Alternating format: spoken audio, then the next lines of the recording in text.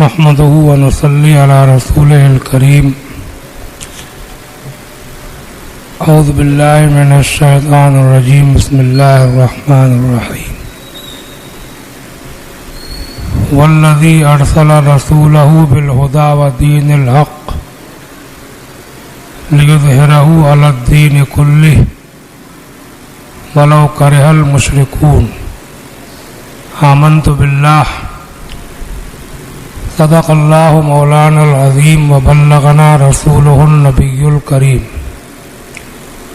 بارگاہ رسالت میں درود شریف کا نذرانہ پیش کیجیے.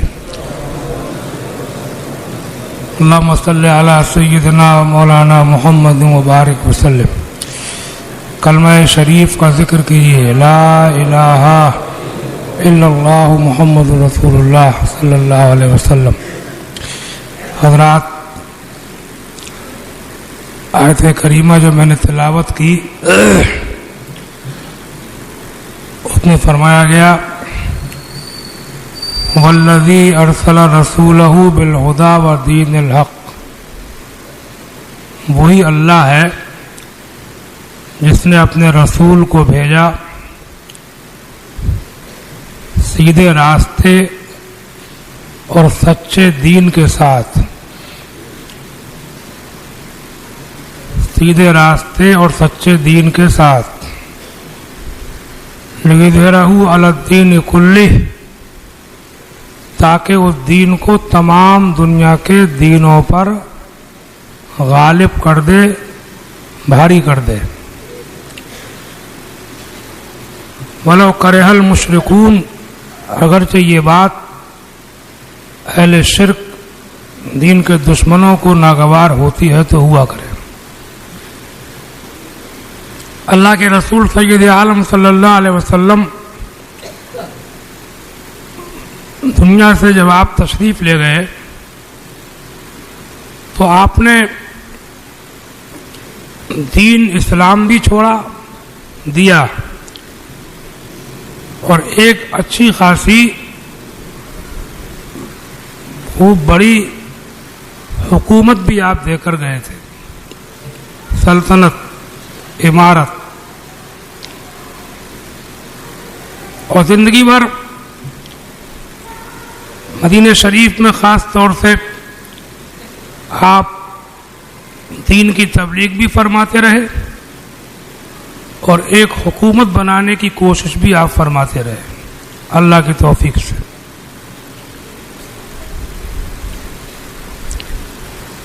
دین اور حکومت، ان دونوں میں فرق ہے. حکومت کرنے والے بہت ہوئے ہیں،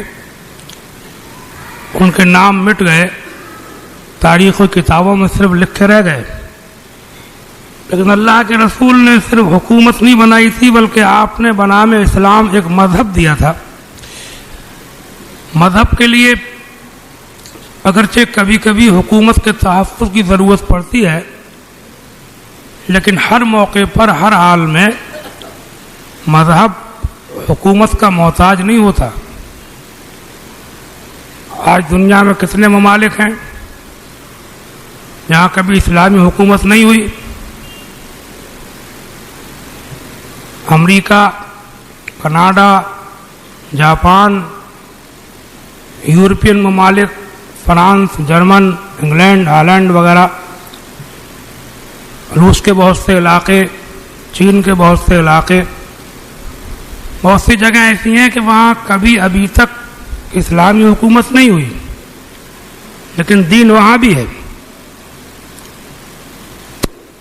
مسجدیں پیرس میں بھی ہیں، بڑی بڑی عالی شان.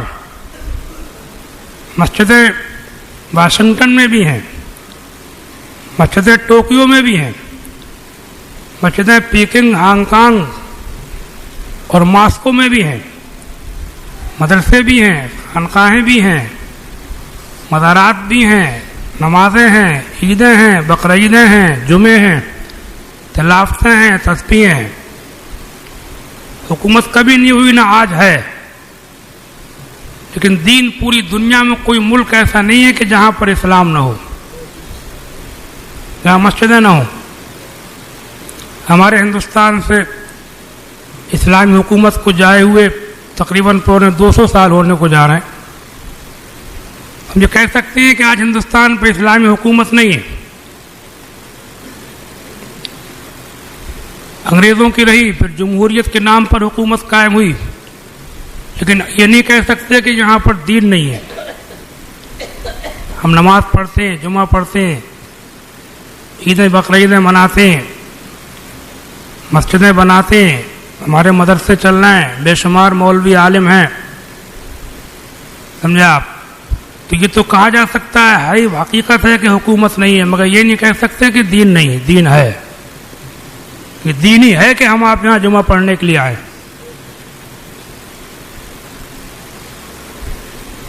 اور ان میں حکومت کرنے والوں میں جو حکومت ایک ایسی چیز ہے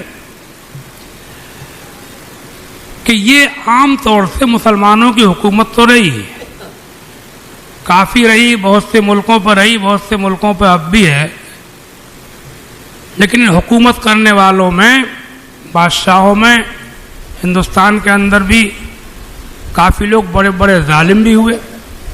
کچھ ایسا میں نے تاریخ کو پڑھ کے اندازہ لگایا، اگرچہ حکومت کرنے والوں میں اچھے بھلے دیندار، متقی، پرہیزگار، دین و سنت پر چلنے والے بھی بے شمار ہوئے ہیں، اللہ والے بھی ہوئے ہیں، لیکن عام طور سے یہ حکومت، سلطنت یا اچھے بھلے لوگوں کو راس نہیں آئی. اللہ کے رسول سید عالم صلی اللہ علیہ وسلم ایک عالی شان بظاہر حکمراں بھی تھے، بباطن بھی، بظاہر بھی، اور آپ پیغمبر بھی تھے. آپ کے یہاں مقدمے ہوتے تھے، فیصلے ہوتے تھے، فتوحات ہوتی تھیں، لشکر تھا، فوج تھی. آپ کے بعد سیدنا صدیق اکبر رضی اللہ تعالیٰ عنہ مکمل طور پر حضور کے آئینہ تھے، بالکل ایک شاندار سربراہ حاکم ہونے کے ساتھ ساتھ پورے طور سے متبع شریعت اور پورے ایماندار، دیندار، سچے پکے افضل الخلق مسلمان تھے. ان کے بعد سیدنا عمر فاروق اعظم نے تقریباً 9 سال حکومت کی. ان کے دور میں بڑے ملک فتح ہوئے، اسلامی حکومت بہت دور دور تک پہنچی. ایران، مصر، فلسطین، ملک شام، عراق وغیرہ بڑے بڑے ممالک فتح ہوئے. حضرت عمر فاروق اعظم کی بھی یہ شان تھی کہ آپ بالکل رسول خدا کا مکمل چہرہ تھے، مکمل آئینہ تھے. ایک دنیا کے اس زمانے کے بہت بڑے بادشاہ بھی تھے اور اس کے ساتھ ساتھ مصطفیٰ جان رحمت کے مصلح کے امام بھی تھے. اور پوری حکومت پوری ایمانداری، دیانتداری، سچائی، انصاف، حق پسندی کے ساتھ کی. ان کے بعد سیدنا عثمان غنی رضی اللہ تعالیٰ عنہ کا دور آیا، 12 سال حکومت فرمائی. وہ بھی اللہ کے رسول کے بالکل صحیح جانشین تھے. حضرت مولا علی مشکل کشا رضی اللہ تعالیٰ عنہ کا دور آیا، 6 سال خلافت فرمائی. ان کے دور میں کچھ فتنے شروع ہوئے، انہیں کچھ پریشان بھی کیا گیا، مگر بہرحال انہوں نے جو 6 سال خلافت حکومت فرمائی وہ بالکل حضور پاک صلی اللہ علیہ وسلم کے طریقے پر تھی اور پوری اسلامی حکومت تھی. مطلب اسلام بھی تھا اور حکومت بھی تھی، دینداری بھی تھی، انصاف بھی تھا. سمجھے آپ؟ اس کے بعد تاریخ اپنے دن دہراتی رہی. آپ نے سنا ہوگا مسلمانوں میں آپسی جنگیں شروع ہوئی.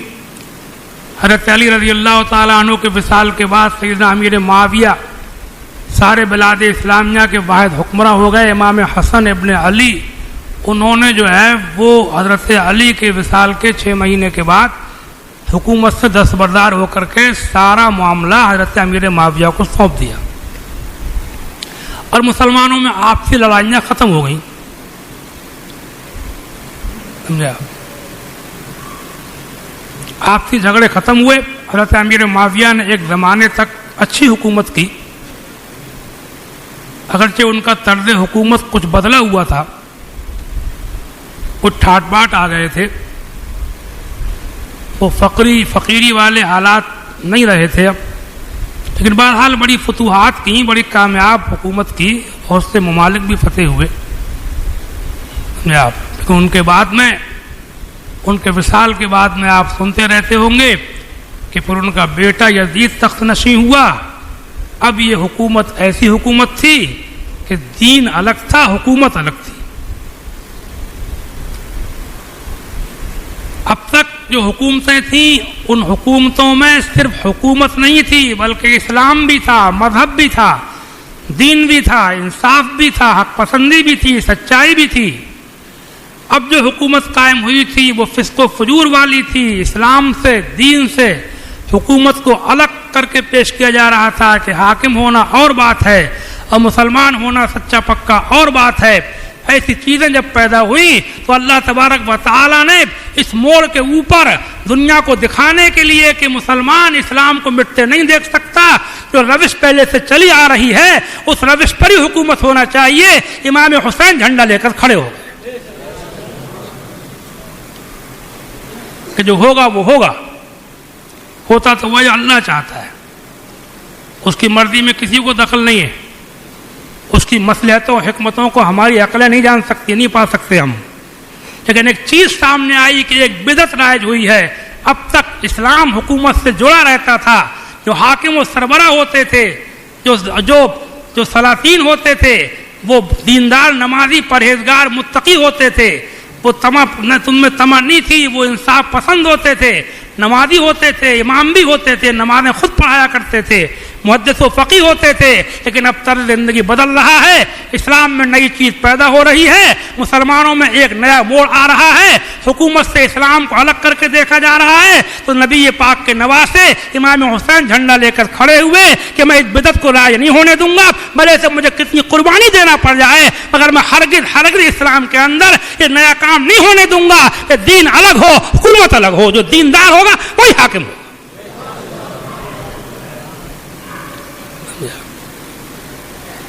یہی آپ کے اس واقعے کا راز ہے، ایک نئی چیز پیدا ہوئی تھی، سمجھا؟ اچھا ایک بات یہ میں آپ کو بتاؤں کہ یہ اللہ کے رسول سید عالم صلی اللہ علیہ وسلم کے نواسے امام حسین، ان کے ساتھیوں کو جو کربلا میں شہید کیا گیا، یہ سب امت محمدی کے لوگ مسلمان ہی تھے سب۔ یہ عرب کے لوگ کیا تھے؟ اسلام کے آنے سے پہلے، حضور کے اعلان نبوت سے پہلے، اسلام کی اشاعت سے پہلے یہ عرب کے لوگ دنیا کے سب سے زیادہ تہذیب سے گرے لوگ مانے جاتے تھے۔ کہاں حکومت اور کہاں یہ اونٹوں کو چرانا، بکریاں چرانا، کاٹ کاٹ کے کھا لینا، قبیلوں کی جنگیں ہوتی رہتی تھیں، وہ خاندان اس خاندان سے لڑ رہا ہے، وہ قبیلہ اس قبیلے سے لڑ رہا ہے، نہ باقاعدہ کوئی نظام تھا، نہ باقاعدہ کوئی حکومت تھی، پورے عرب میں انتشار تھا، اپنی اپنی ڈھپلی، اپنا اپنا راگ، اس کی لاٹھی اس کی بھینس، جبر کا رستہ سر پہ ہو کر، یہ چیزیں تھیں عرب میں۔ کہ اللہ کے رسول نے اسلام بھی پھیلایا اور سب کو منظم کر کے ایک لڑی میں پرو کر کے ان لوگوں کو وہ صلاحیتیں عطا فرما دی تھی کہ یہ لوگ جب دور صدیقی میں، دور فاروقی میں، دور عثمانی میں، دور علوی میں، دور امیر معاویہ میں یہ بڑے بڑے ملک فتح ہوئے، اور یہی عرب کے لوگ جو ان کی زندگی نہایت تھی تہذیب سے گری زندگی تھی، یہ گورنر و حاکم بن کر کے جب گئے، انہوں نے حکومتیں کی، سمجھے آپ، صوبوں کے اوپر، ملکوں کے اوپر، اور دنیا نے دیکھا آنکھیں کھلی کی کھلی رہ گئی کہ دنیا کے اندر اگر حکومت کرنا بھی جانتے ہیں تو محمد کے غلام حکومت کرنا جانتے ہیں۔ وہ طرز حکومت تھا، وہ انصاف تھا، وہ سچائی تھی۔ وہ قوم کے جو صرف اونٹ پالنے، بکریاں پالنے، چرانے، کھانے، لڑنے جھگڑنے اور بے حیائی کے امور کے علاوہ جس کے پاس کوئی تہذیب نہیں تھی، آج وہ دنیا کے ایک بڑے حصے کے اوپر حکومت کر رہی تھی۔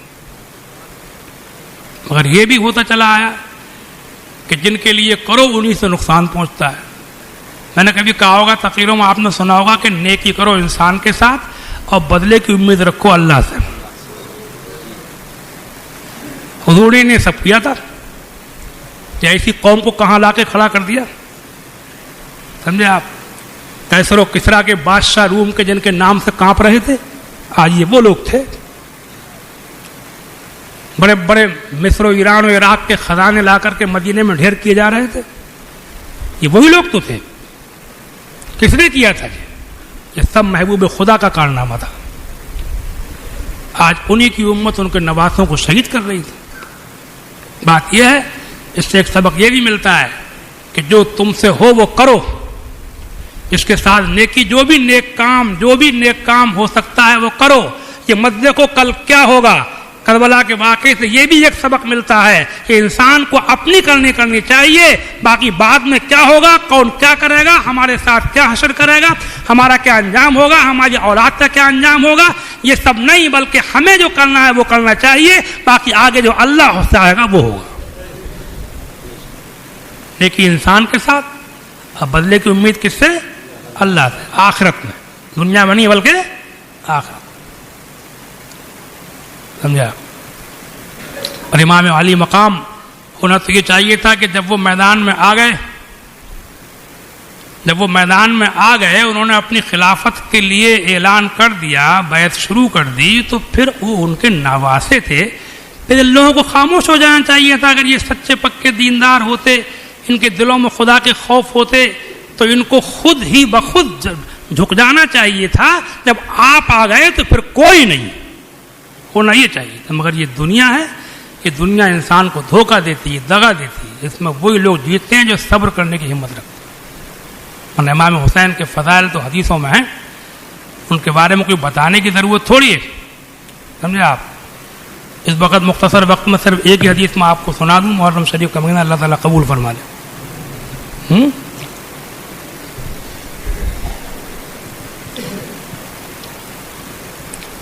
सैयदना उम्मुल फज़ल बिनते हारिस रज़ी अल्लाह ताला अन्हा से मरवी है। उम्मुल फज़ल बिनते हारिस अल्लाह के रसूल सल्लल्लाहु अलैहि वसल्लम की सगी चच्ची थी। सैयदना अब्बास इब्न अब्दुल मुत्तलिब की बीवी थी उम्मुल फज़ल।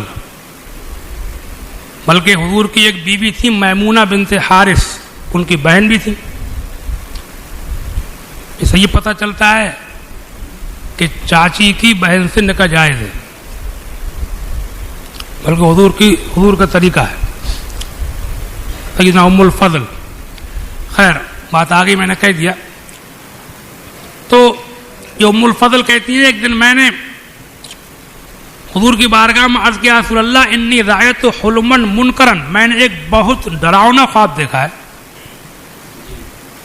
हुजूर फरमाते हैं, उम्मुल फज़ल बयान करो। चाची थी, बयान करो। इन्नहु शदीदुन, बहुत सख्त है वो। कैसे बयान करो? कहा नहीं बयान करो। कहती है मैंने देखा कि आपके बदन से गोश्त का एक टुकड़ा जुदा होकर